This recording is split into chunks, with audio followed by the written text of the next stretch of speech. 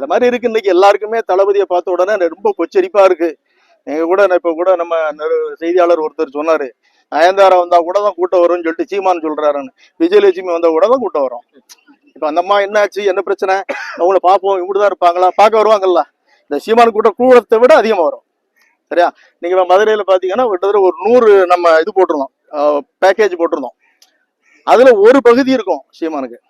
அப்போ என்ன ஆகுதுன்னா, நம்ம இவ்வளவு தூரம் வந்தோம், இன்னைக்கு எல்லாரும் போய் அவங்க கூப்பிடுற இடத்துல எல்லாம் எல்லாரும் டிவிக்கு அங்காங்க. அதான் அதனுடைய அன்னைக்கு எப்படி வாத்தியார்னு தலைவரை சொன்னாங்களோ அதே மாதிரி இன்னைக்கு தளபதியை சொல்றாங்க. அதனுடைய வருத்தத்துல சொல்றாரு.